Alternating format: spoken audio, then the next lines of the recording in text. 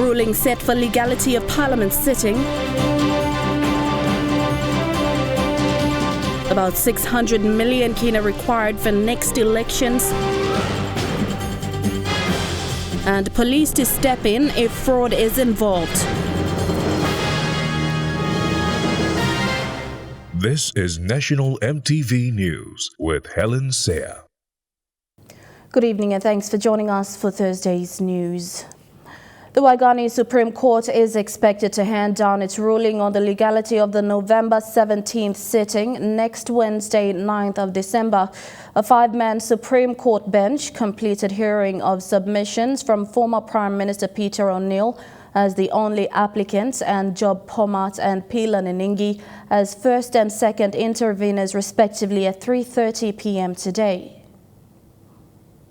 In the morning part of the proceedings, affidavits were tendered in court to be used as evidence. The five-man Supreme Court bench accepted 6 out of the 8 affidavits. Submissions by former Prime Minister and applicant Peter O'Neill made through lawyer Greg Shepherd included the difference between the terms Parliament meeting and Parliament sitting. The Speaker, Job Pomat, had no powers to recall Parliament when majority of the members on the floor of Parliament on November 13th adjourned Parliament sitting to December 1st. The passing of the 2021 National Government Budget was unconstitutional. Counsel representing Attorney General Pila Niningi, lawyer Nemo Yalo, objected to O'Neill's submissions, stating that the Speaker, Job Pomat, seeing that there was an error whereby the opposition leader, Belden Nama, moved the motion to adjourn Parliament to December 1st, corrected that breach in the Constitution by recalling Parliament. Mr. Yalo cited provisions of the law that explains that the opposition leader, Belden Nama, wasn't a minister and should not be the mover of the motion to adjourn Parliament. Members of Parliament present to hear submissions this afternoon included Attorney General Pila Niningi, Petroleum Minister Karen Gakua, Oro Governor Gary Jufa, Opposition Leader Belden Nama, and Dr. Alan Marat, member for Rabaul. So it's adjourned to next week, Wednesday, and they will give a decision. So we will see what will happen then. But thank you all for coming. I want to appeal to them, let the politicians play this game, and everybody must go into their normal business, and we should not worry about this case. Meanwhile, politicians will play politics. Job Pomat, in his submissions through his lawyer Charles Mende, objected O'Neill's submissions, stating that Nama, being the mover of the motion on the floor of Parliament on the 13th of November, was a breach of Constitution. Thakla Gunga, National EMTV News. About the same amount of money that was used in the 2012 national general elections will be needed for the 2022 national general elections. In 2012, about 500 million kina was used. Acting Electoral Commissioner Simon Sinai said for 2022 national general elections, about 600 or 700 million kina will be needed. The year before the national general elections is always the crucial year. Years of review and planning is now put into action. But for those plans to come to fruition, the availability of funding and sufficient funding is as crucial. The PNG Electoral Commission will commence all its plans next year with the first meeting of all concerned electoral managers and field officers to be held in Port Moresby next week. Bringing all the election managers and assistant election managers, our field staff, into Moresby to workshop on a plan looking towards 2022. That will be the first of a series of workshops and meetings that will be held by the Electoral Commission and other stakeholders. The purpose of all meetings is to ensure the national general election is being run smoothly come 2022. Lessons from by-elections where new ideas or systems were trialed will be part of discussions to see a way forward for the 2022 elections. If it proves successful, we'll be adopting a one-day poll, ladies separate polling line, men separate polling line, and LLG-based count. Those are some of the things that we wish to see happen, and we want to practice it. We want to see it, and it must become part of the improved version of the election process to manage elections within time. Electoral cleansing is on the top of the agenda and something Commissioner Sinai urges Papua New Guineans to take ownership. Especially for next year, we will be starting to do the roll cleansing exercise, electoral roll cleansing exercise, the voter registration and check and balance, visit the council wards, and that is the task that we are looking at it seriously to make some changes and cause some changes in the system or in the database. The government, in its budget for 2021, has allocated 15.9 million kina for the Electoral Commission. Sinai, however, says the Electoral Commission would need over 600 million kina to run the 2022 elections. Last election cost about some 500 million. And with the current changes, and if we are going to increase, then it might go up to 600-700 million. That 500 was divided with the police million. And the Electoral Commission used only 200 million. So we're looking at those kind of budget around there as well to run 2022. So we are ready. We are moving.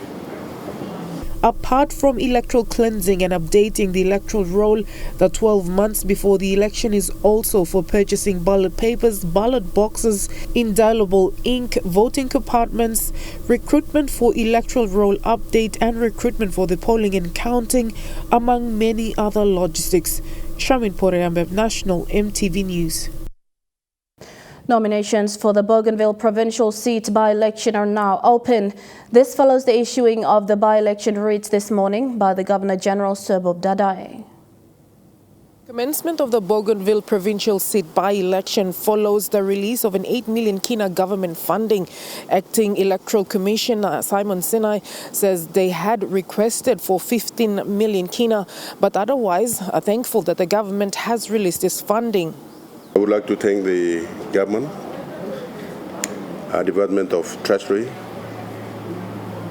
and Finance for releasing us the fundings. We estimated for 15 million, and they've already released a warrant of 8 million that we have started committing them to commence the operations. From lessons learned from previous by-elections, certain measures have been adopted to ensure the election is done successfully and within the planned time frame. Some adoptions include one-day polling and a different line for female voters. We have adopted the Goroka and Menyamia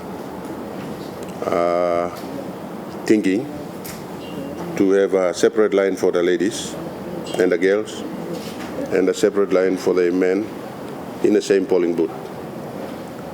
We have learned that that has proven successful, and the women folk have been very impressed about having the opportunity to participate in the democratic process, to vote for their leaders under the election. Counting of primary votes will also be in districts. From there, we have decided that they will do counting, the first preference countings, after they have completed a poll on that one-day polling.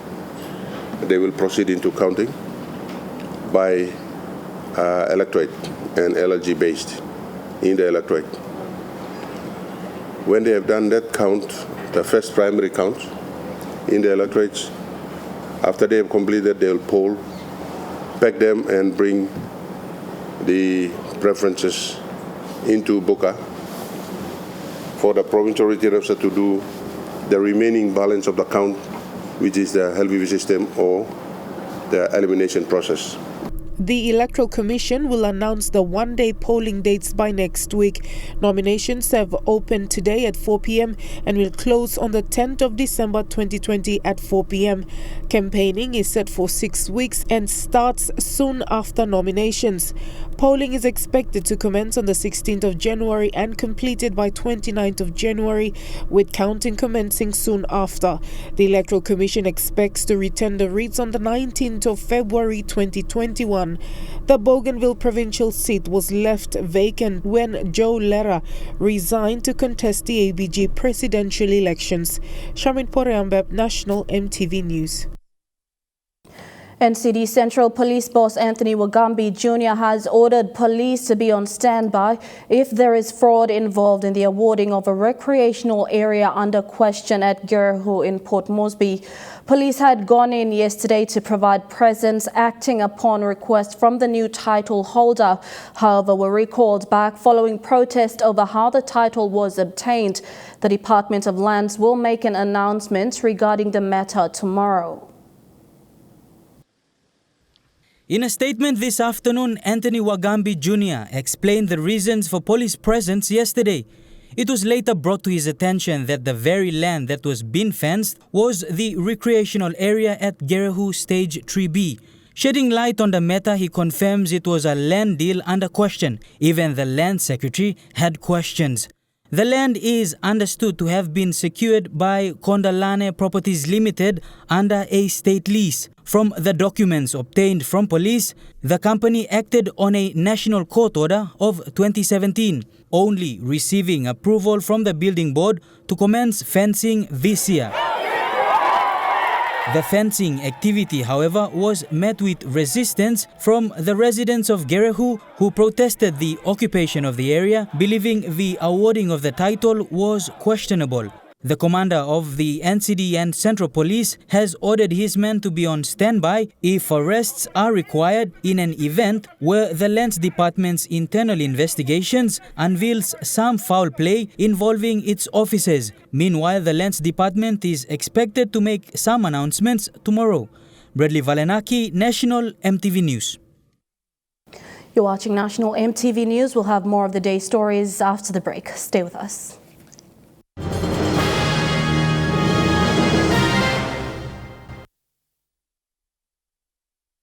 Welcome back. Communities in the Makam Valley of Morbe Province have been planting cash crops in between rows of trees planted by PNG Biomass for several years. PNG Biomass, which is the renewable energy business for oil search, is encouraging and promoting this practice of intercropping to help landowners maximize the benefits and productivity of their land. For many communities, land is often difficult to farm. Most land is of marginal quality, hard to clear and expensive to prepare. Agroforestry enables landowners to leverage the heavy machinery that clears the land and the preparation done by PNG Biomass to improve soil quality.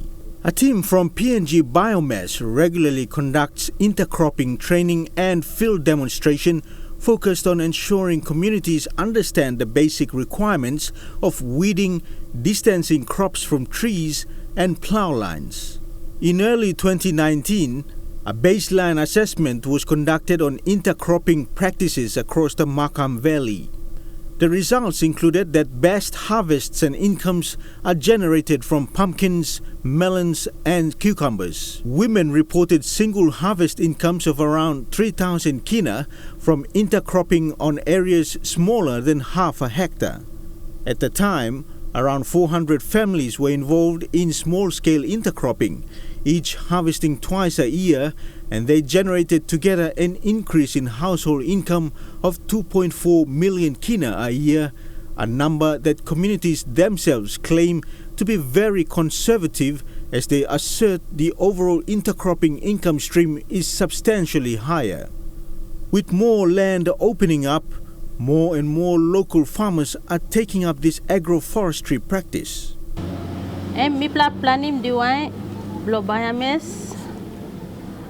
Okay, game time lo mi pla plani melen. Okay, melen tukla moon.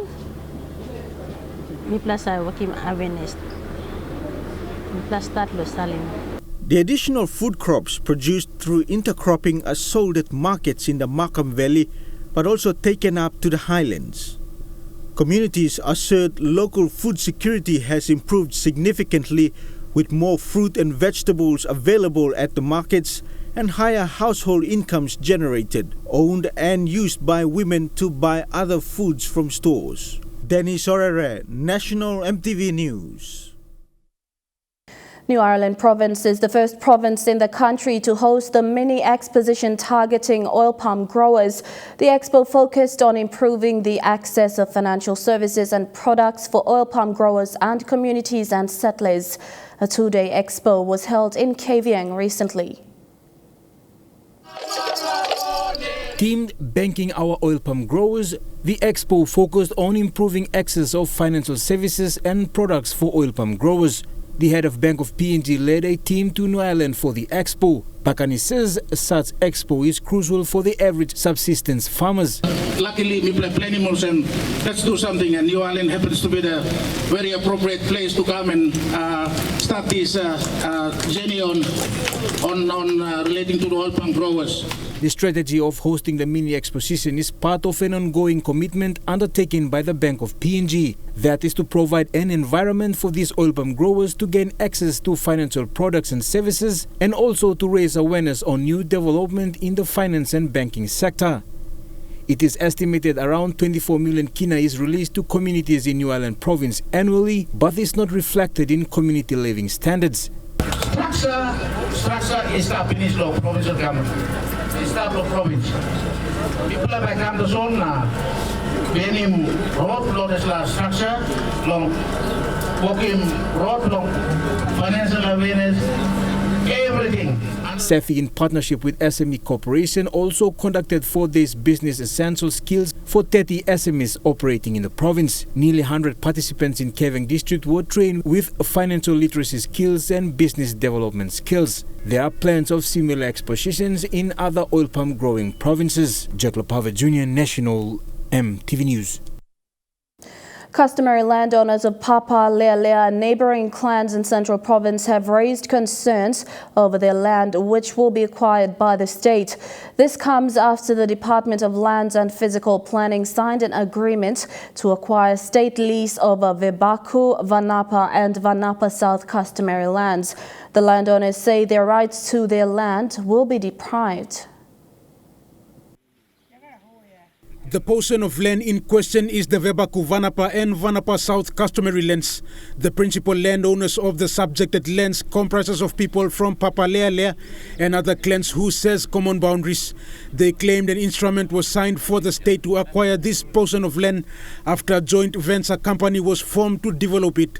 The landowners say such actions by the state will deprive their customary land rights.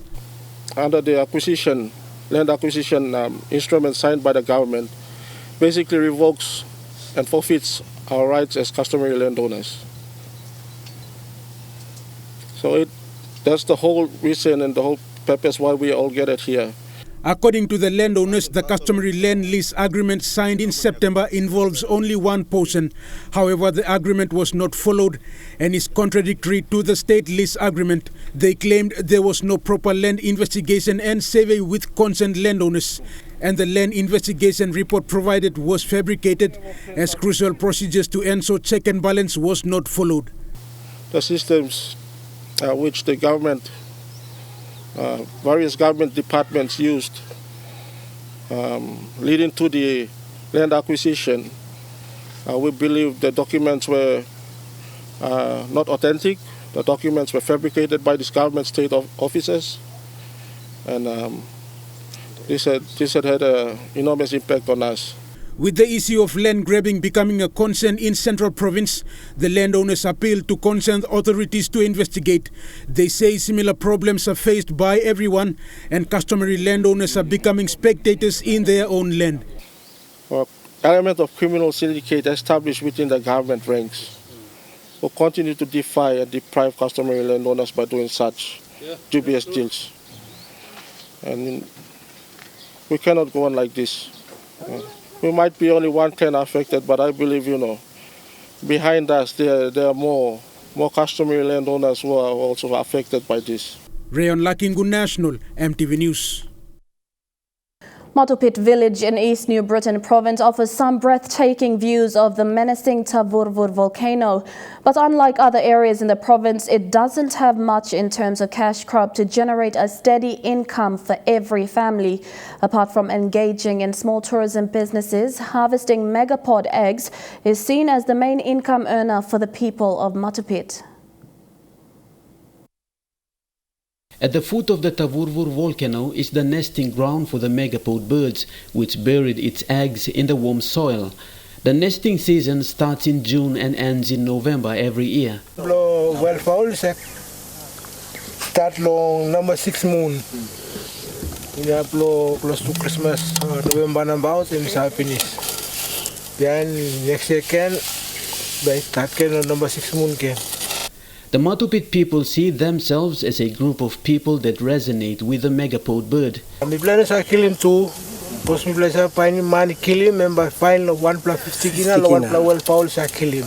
As seen in these pictures, it is harvesting season and young men from the village have paddled across the lagoon to dig the eggs to sell at the Rabaul and Kokopo markets. Matupit Island is one region in the province that doesn't see cocoa and copra as a money-making opportunity for them, simply because the island is situated at the foot of the volcanoes, and people are reluctant to cultivate the crops because of the ever-present risk of a volcanic disaster. In recent years, tourism businesses have also grown in East New Britain, and unlike anywhere else in the province, Matupit Island sees more tourists who come around to see the volcanoes. But despite the people engaging in the tourism business, many locals say it is the practice of harvesting and selling megapod eggs that still remains the main income earner for every household in the village. Edwin Fidelis, National MTV News, Kokopo. In her 2-day visit to Northern Province, U.S. Ambassador to Papua New Guinea Erin McKee visited the Higaturu Conservation Centre. Her visit is a first of its kind as United States opens talks with Northern Province to assist in its development programs. Famous for its bird-winged butterfly, the ambassador had a close encounter with insects, plants and conservationists. Ambassador McKee expressed different programs in the fields of research, conservation and importance of biodiversity. She also visited a nursery site for the Higaturu oil palm plantation and was briefed of the work carried out in the field. Ambassador McKee was pleased with the short visit out of Popondetta town. And now looking at the market report. The Nice Fund market report, the Kina closed unchanged at $0.2850 in the interbank markets. At Bank South Pacific, your Kina is buying $0.2775 $0.3718 Australian dollars, $0.2216 and 28.28 Japanese yen. Looking at commodity prices at New York close, gold is trading lower. Coffee, cocoa and copra closed lower. Crude oil is trading lower. Palm oil closed lower and copper closed higher. And on the stock market, the Dow Jones closed at 185.28 points higher. The ASX 200 is trading at 1.66 points higher. And the All Ordinaries is trading at 0.88 points lower. National MTV News returns with stories making headlines overseas. Stay with us.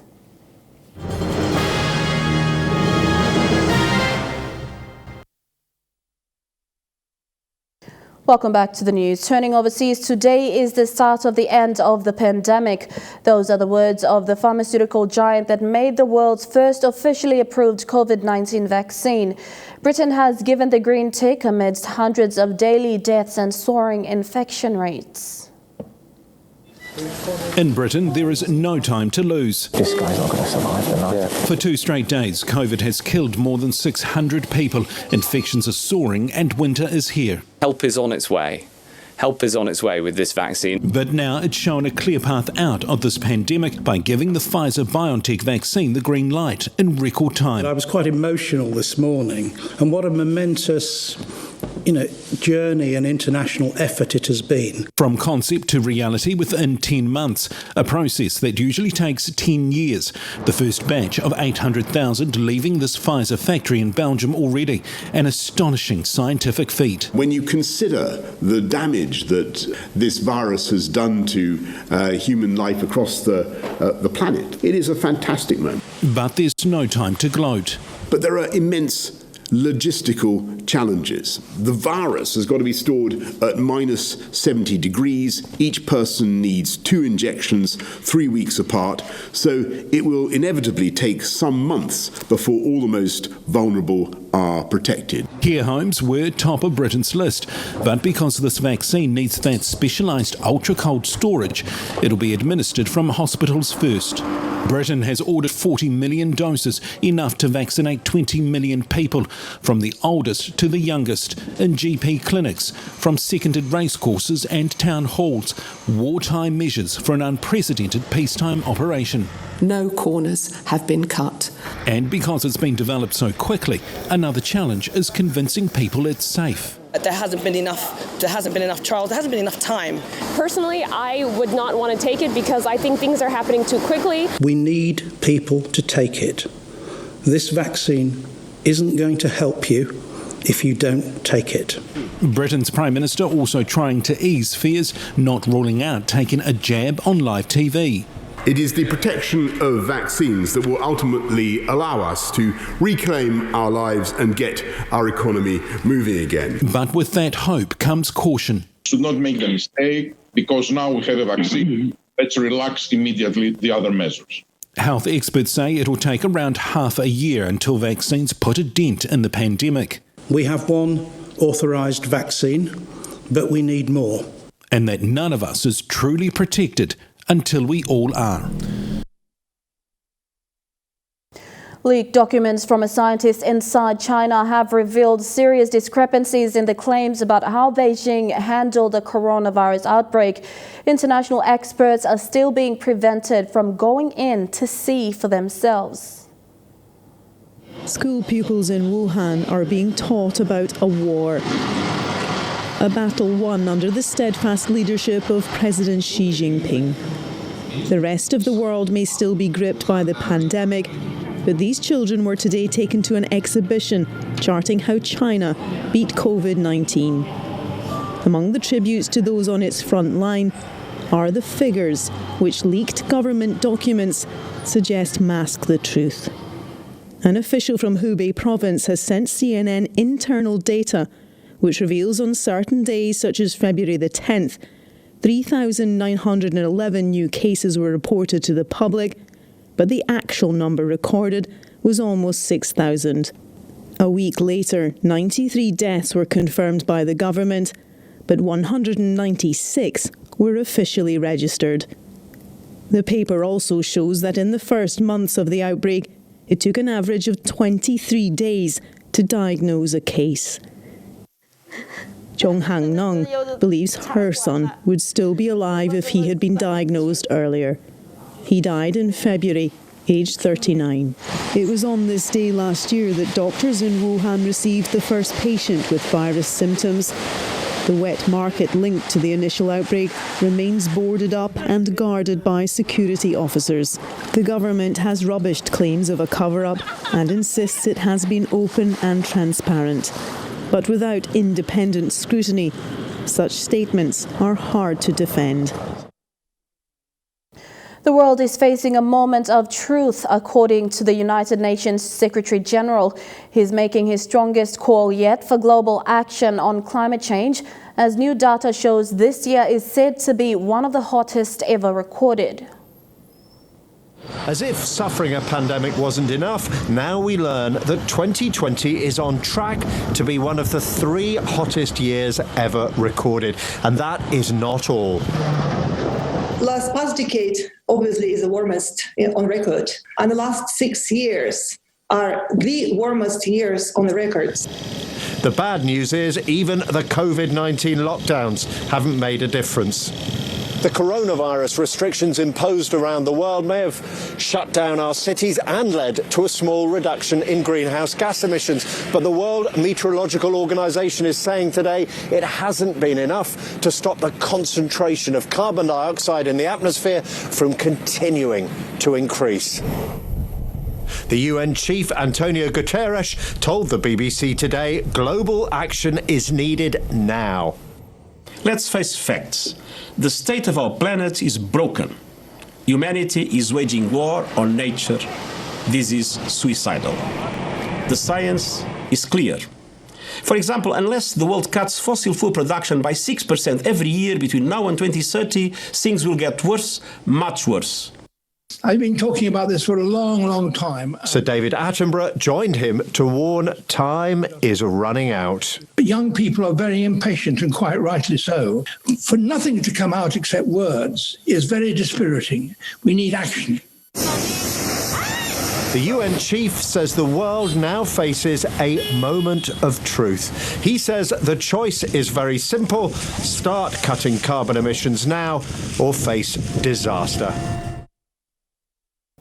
Another of President Trump's key allies has abandoned him over the election outcome. This time, his Attorney General Bill Barr. Barr says he can't find any evidence of voter fraud that could change the fact that Joe Biden won. Attorney General Bill Barr seen entering the White House this afternoon just after delivering a major blow to President Trump's claims of election fraud, telling the Associated Press, "To date, we have not seen fraud on a scale that could have affected a different outcome in the election." It's a significant repudiation from one of the president's most loyal cabinet members. This is playing with fire. Who himself questioned mail-in voting before the election and afterwards told federal prosecutors to look for evidence of voter fraud. Now Barr is debunking wild claims by the Trump campaign. One of its most characteristic features is its ability to flip votes. Including from one-time Trump attorney Sidney Powell, that voting machines were programmed to change election results. Barr says his department looked into that and hasn't seen anything to substantiate the claim. This election was a fraud. It was a rigged election. President Trump continues making baseless accusations, and his campaign is firing back tonight, saying, with all due respect to the Attorney General, there hasn't been any semblance of a Department of Justice investigation, again claiming ample evidence of illegal voting. But the Trump campaign is racking up a string of legal defeats due to lack of evidence, even as it now sues the state of Wisconsin in a desperate attempt to disqualify more than 221,000 ballots in the state's two most Democratic counties. Yesterday, Joe Biden was certified the winner of Wisconsin's election. And Chukai Sports is next. Kilawani will be back with the details. Stay tuned.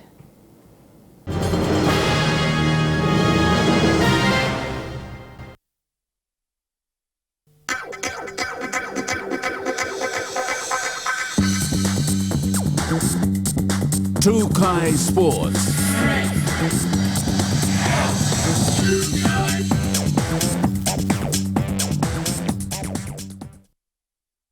Good evening and welcome to Chukai Sports.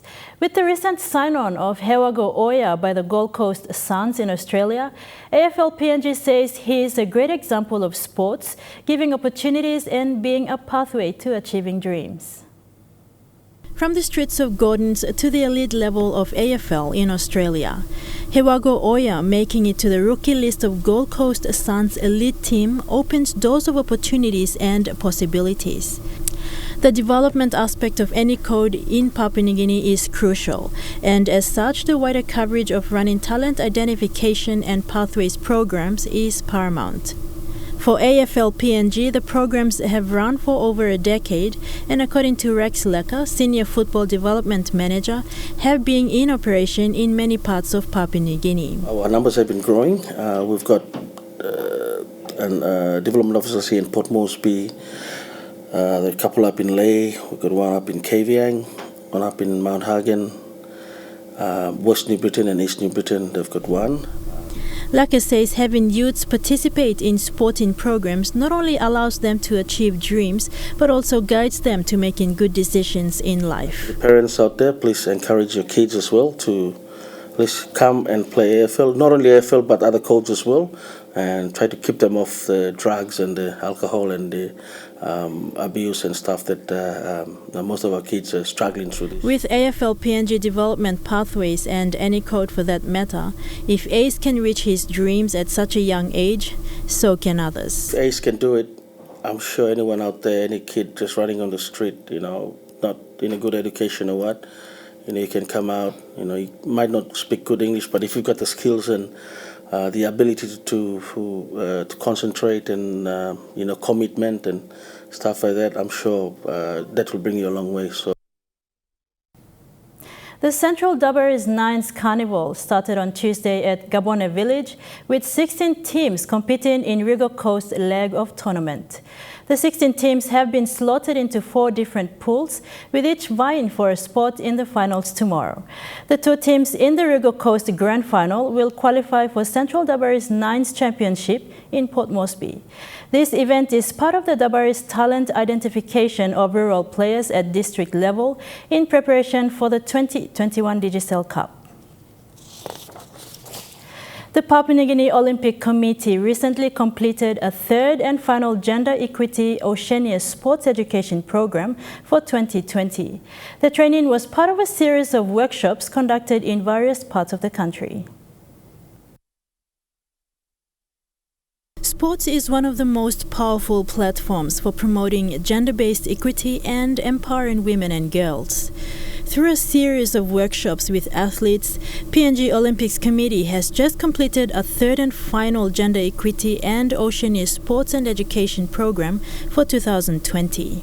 It's basically about giving opportunity to women and girls and ensuring that their voices are being heard. 3 main areas have been highlighted during the workshop, including fair and equal representation, equal participation and inclusivity, and creating safe spaces. National Coordinator for OSCP Program Alurigo Ravusira says this workshop is part of PNG OC's corporate and social obligation. Part of our corporate social responsibility in the community.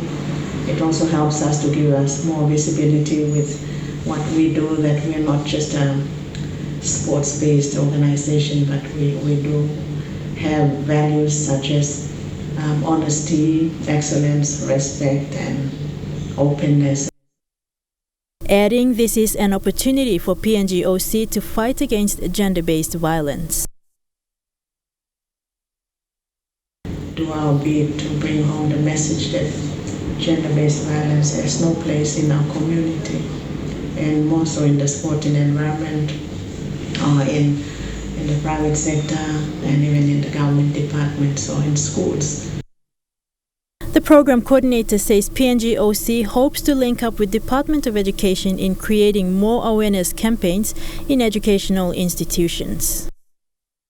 We're planning on bringing these issues, these social issues, to schools and to tertiary institutions, making linkages with them too.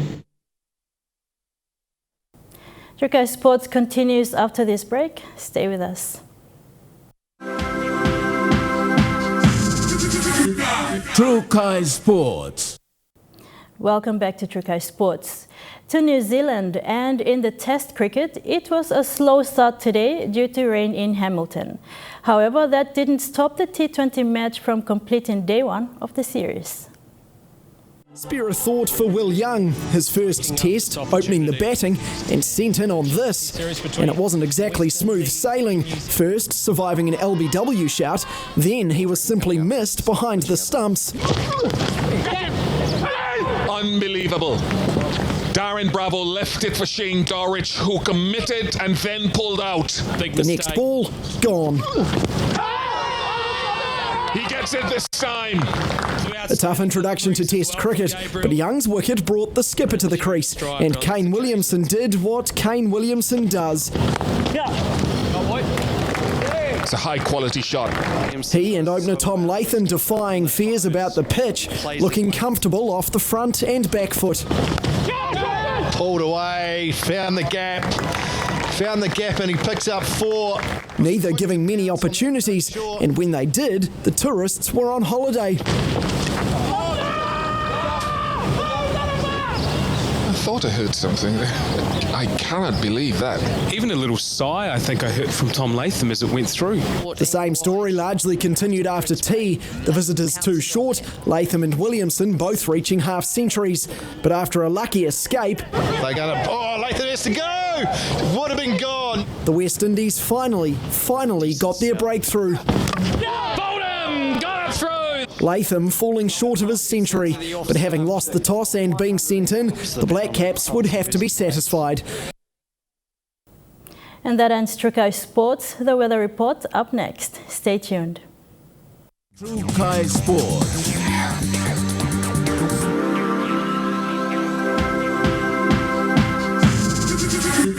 Trukai Sports.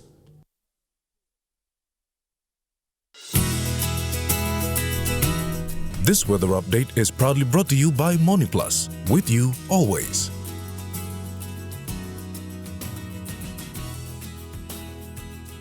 A look at the weather forecast for tonight and tomorrow in the southern region. Thundery showers, then partly cloudy in Port Moresby and Popondetta. Thundery rain showers, then cloudy in Daru. Thundery showers in Kerema and rain showers and thunderstorms in Alotau. In the Momasa region, cloudy with rain drizzles in Leh, partly cloudy with evening rain showers in Medang, evening rain showers and possible thunder in Wewak, and partly cloudy with evening thundery showers in Vanimore. In the New Guinea Islands region, a few thundery showers in Lorengau, mostly fine, although partly cloudy in Kimbe, and rain showers and thunderstorms easing in Kavieng, Kokoporabao, Kimbe and Buka. And in the Highlands region, a few showers and possible thunder in Mount Hagen, a few showers and drizzles in Goroka and Kundiawa, and rain showers and drizzles in Mendi and Wabeg.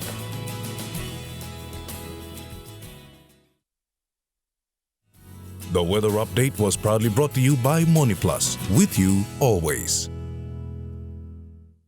And that's been the news, sport and weather for Thursday, the 3rd of December 2020. From all of us here at EMTV, pleasant viewing. Thanks for your company. Be safe and bye for now.